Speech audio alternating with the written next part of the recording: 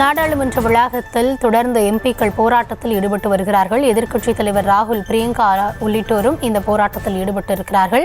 நாடாளுமன்ற வளாகத்தில் 3வது நாளாக எதிர்க்கட்சி எம்பிக்களின் போராட்டமானது தொடர்கிறது. இது குறித்த விரிவான விவரங்களுக்காக இணைகிறார் எம்முடைய செய்தியாளர் மதியழகன். மதியழகன், விரிவான விவரங்களை வழங்கலாம்.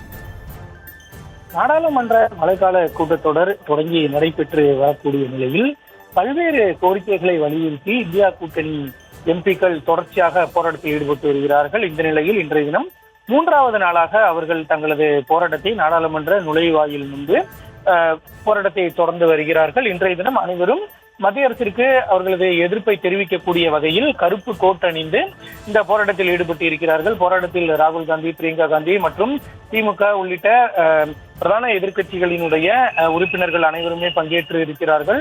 அதே போல தமிழகத்திலிருந்து விசிக உள்ளிட்ட கட்சிகளும் இந்த போராட்டத்தில் பங்கேற்று இருக்கிறார்கள். பல்வேறு கோரிக்கைகள், குறிப்பாக நேற்று உத்தரப்பிரதேச மாநிலம் சம்பல் பகுதிக்கு செல்லும் என்ற எதிர்க்கட்சி தலைவர் ராகுல் காந்தி நிறுத்தப்பட்டது. அது மட்டுமில்லாமல் அதானி விவகாரம் தொடர்பாக விசாரணை நடத்த வேண்டும் உள்ளிட்ட பல்வேறு கோரிக்கைகளை முன்னிறுத்தி எதிர்க்கட்சி உறுப்பினர்கள் தொடர்ச்சியாக போராட்டத்தில் ஈடுபட்டு வருகிறார்கள். அது மட்டுமில்லாமல் தமிழகத்திற்கு தேவையான வெள்ள பாதிப்பு நிதியை வழங்க வேண்டும் என்று தமிழகத்தின் சார்பிலும் தமிழக எம்பிக்கள் சார்பிலும் கோரிக்கை விடுக்கப்பட்டிருக்கிறது.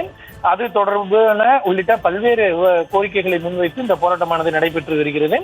இந்த நிலையில் நாடாளுமன்ற வளாகத்தின் அந்த நுழைவாயில் முன்பு எம்பிக்கள் போராட்டம் நடத்துவதை தவிர்க்க வேண்டும் என்று மக்களவை சபாநாயகர் ஓம் பிர்லா நேற்றைய தினமே ஒரு கோரிக்கை விடுத்திருந்தார். இது மற்ற எம்பிக்களுக்கு அசௌகரியத்தை ஏற்படுத்துவதாகவும் அவர் குறிப்பிட்டிருந்தார். இருப்பினும் எதிர்க்கட்சிகளினுடைய எம்பிக்கள் இன்று 3வது நாளாக தங்களது போராட்டத்தை தொடர்ந்து வருகிறார்கள்.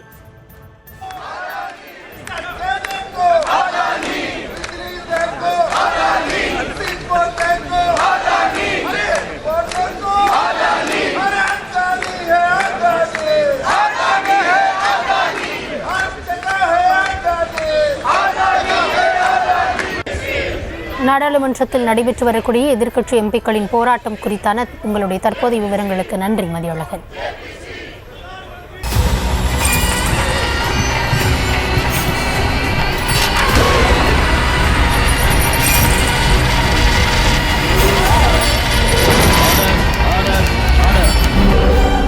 குற்றங்களின் மறுபரிமாணம் நிகழ்தகவு நமது நியூஸ் தமிழ் தொலைக்காட்சியில் விரைவில்.